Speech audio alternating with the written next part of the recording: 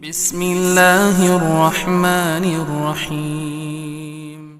Ternyata bid'ah, ya, sebagaimana penjelasan Ibnu Taimiyah rahimahullahu taala, ya, semakin lama semakin berkembang, ya. Dulu bid'ahnya sejengkal, lama-lama menjadi sahasta. Demikianlah bid'ah. Bid'ahnya orang-orang Asy'ariyah ternyata tidak disangka-sangka diambil oleh orang-orang liberal. Kaum liberal mengatakan Al-Quran ini bukanlah firman Allah. Seperti perkataan Ulil Absar, perkataan Dr. Komodin Hidayat, Al-Quran ini tanpa bahasa. Kalau gitu Al-Quran ini bukanlah firman Allah, tapi ibarat dari firman Allah. Tapi akhirnya dia mengembangkan, kata dia, kalau ibaratnya dari mana? Dari Muhammad. Kata mereka ibarat dari Muhammad. Kalau Asy'ariyah ada 3 kemungkinan, Allah yang ciptakan ibarat tersebut, atau dari Muhammad, atau dari malaikat Jibril. Kalau orang-orang liberal mereka mengatakan yang punya ibarat siapa? Muhammad. Muhammad hanya mengungkapkan dengan bahasa dia. Dan Muhammad tatkala mengungkapkan bahasa jiwa Allah dengan Al-Quran, pengungkapan tersebut terkontaminasi atau terikat dengan sifat dia sebagai manusia dan kondisi zaman dia. Kondisi zaman dia. Kalau begitu, kita tatkala membaca Al-Quran, memahami Al-Quran, janganlah kita memahami secara tekstual. Karena tekstual Al-Quran itu berkaitan dengan sifat manusiawi Nabi dan berkaitan dengan sifat zaman tersebut. Terus bagaimana cara kita memahami Al-Quran? Caranya kita menganggap ide pokok Al-Quran. Ide pokok Al-Quran itu yang penting apa? Kita ungkapkan dengan yang lain. Jadi oleh karenanya mereka akhirnya gampang-gampang dalam menafsirkan Al-Quran. Jangan terpaku pada tekstual. Karena Muhammad sebagai manusia belum tentu bisa mengungkapkan bahasa jiwa Allah. Bagaimana dia bisa mewakili ilmu Allah Subhanahu wa taala? Yang kedua, penterjemah sering salah, sering keliru dari bahasa ini tidak bisa mewakili bahasa yang lain. Betapa sering kita dapati bahasa Indonesia tidak bisa mewakili bahasa Arab. Nah, demikian pula bahasanya Muhammad tidak bisa mewakili bahasa Allah Subhanahu wa taala. Atau akhirnya kata mereka, kalau gitu jangan kita terpaku pada tekstual. Akhirnya mereka punya metode tafsir namanya hermeneutika, yaitu metode tafsir kontekstual. Akhirnya intinya kata Muzdah Mulia, homoseksual tidak apa-apa, intinya gitu. Adapun Allah mengirimkan adab kepada kaum Nabi Lut bukan karena homoseksualnya, tetapi cara homoseksualnya yang keliru. Ya. Padahal ayatnya jelas, ya. Wa Lutan idz qala liqaumi atatuna al-fahishata ma sabaqakum biha min ahadin minal alamin. Innakum latatuna ar-rijala syahwatan min duni nisa. Bal antum qaum musrifun. Tatkala Lut berkata kepada kaumnya, wahai kaumku, apa kalian, ya, melakukan perbuatan yang tidak pernah dilakukan oleh sebelum kalian. Kalian mendatangkan syahwat kalian kepada lelaki dan meninggalkan wanita. Yang jelas yang dikritik oleh Allah homoseksualnya. Tapi dia dengan tafsir kontekstual, jangan kita terpaku pada tekstual. Kita harus cari makna di balik teks tersebut. Dibangun semuanya di atas apa? Bahwasanya Al-Quran ini bukan kalam Allah. Paham? Orang Asy'ariyah nggak ada yang begini. Tetapi bid'ah ini dikembangkan oleh orang-orang liberal.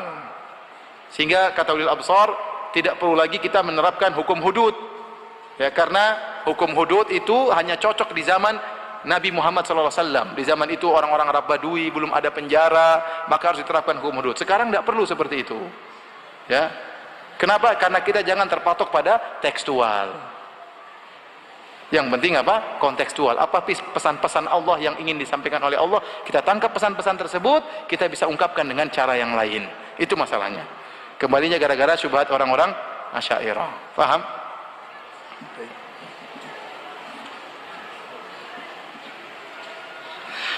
Apakah yang membantah tentang Allah bersemayam di atas arsy tapi mereka menyatakan Allah menguasai arsy itu termasuk penyimpangan dari Asy'ariyah? Iya, Asy'ariyah meyakini bahwasanya tsumma stawa 'alal arsy, kemudian Allah bersiwa di atas arsy, maksudnya tsumma istaula 'alal arsy. Mereka tafsirkan istawa dengan istaula. Di atas dia tafsirkan dengan menguasai arsy Allah Subhanahu wa taala. Maka bantahannya mudah. Kata Allah, kemudian Allah berada di atas arsy. Adapun versi Asy'ariyah, kemudian Allah menguasai arsy. Kalau begitu sebelumnya arsy tidak dikuasai oleh Allah. Betul atau tidak?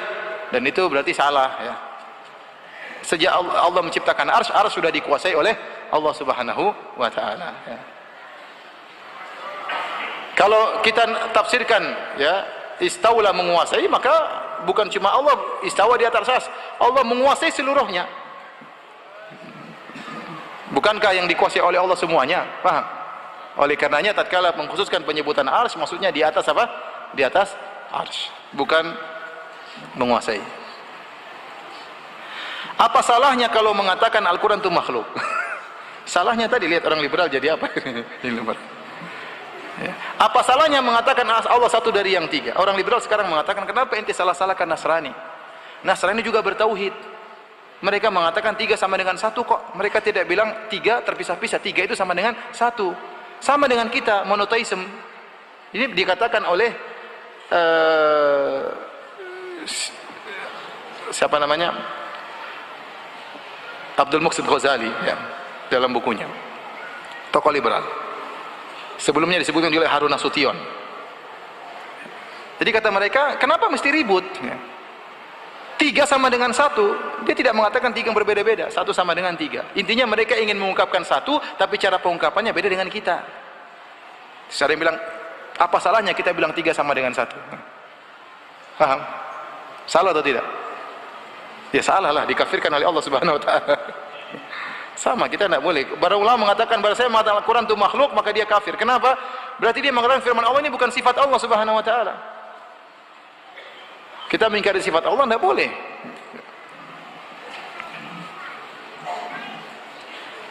Kalau makhluk berarti tidak sempurna.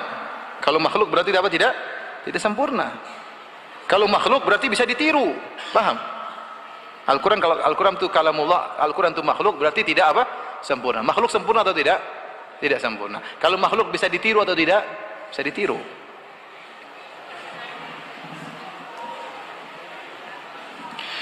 Ustaz, bagaimana menyikapi pemahaman bahwa hujan turun karena terjadi penguapan ke langit lalu diturunkan menjadi air hujan? Ya benar, ini sudah benar, tidak ada salahnya. Itu namanya sebab. Yang menurunkan hujan adalah Allah, tapi dengan sebab. Jadi Allah yang menciptakan sebab dan akibat. Api sebab membakar atau tidak? Membakar. Makanya waktu api supaya tidak membakar, Allah perintah, ya naru kuni bardan wa salaman ala Ibrahim. Wahai api, jadilah kau dingin dan keselamatan bagi Ibrahim. Seandainya Allah tidak perintahkan api menjadi dingin, api akan membakar Nabi Ibrahim. Karena dia berjalan, dia sebab untuk membakar. Dia berjalan dengan sunnatullah, aturan Allah. Jadi sebab akibat itu yang disebut dengan sunnatullah. Paham ya? Jadi air hujan ya berasal dari uapan air, kemudian berkumpul di angin, kemudian di awan, kemudian apa? Turun. Tapi yang menurunkan adalah perintah siapa? Allah Subhanahu wa taala.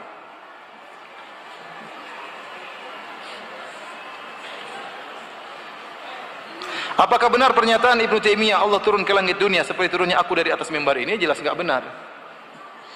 Kalau begini Ibnu Taimiyah mujassim. Ibnu Taimiyah dalam banyak buku-bukunya mengingkari hal ini ya. Ini disebutkan oleh Ibnu Battutah ya.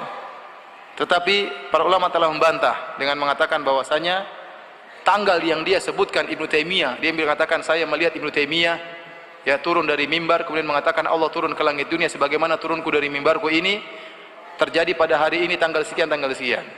Kata para ulama, pada tanggal tersebut Ibnu Taimiyah sedang tidak di mimbar tapi sedang di penjara. Terus yang khutbah itu siapa kalau begitu? Sebentar Ibnu Taimiyah, dan tidak benar, buktinya Ibnu Taimiyah seluruh bukunya isinya membantah hal ini.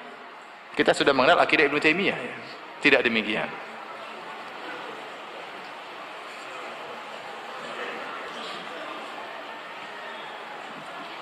Apakah sampai akhir hayat Al-Ghazali berada di atas Asy'ariyah? Diriwayatkan Al-Imam Al-Ghazali, Ar-Razi semuanya taubat di akhir hayat mereka ya. Dan itu yang kita berharap bagi mereka di sisi Allah Subhanahu wa taala ya. Ya, dan kita berharap apa yang mereka lakukan ya, dan mereka para ulama mereka sudah berusaha, benar-benar mereka diampuni oleh Allah Subhanahu wa taala. Kita tatkala menjelaskan tentang penyimpangan Asy'ariyah, bukan maksudnya kita menyatakan mereka di neraka, tidak sama sekali. Ya. Seorang salah kita jelaskan penyimpangannya. Itu di antara bentuk nasihat agar orang tersebut tidak semakin berat bebannya di akhirat, kita jelaskan penyimpangannya. Kita jelaskan penyimpangannya. Ya, bukan maksud untuk mencela dia, bukan untuk mengatakan apalagi dia di neraka, itu urusan Allah. Mungkin dia bertobat, mungkin dia sudah berusaha ternyata dia salah, mungkin dia ada uzur, tapi yang salah harus kita apa? Jelaskan. Itu saja maksudnya.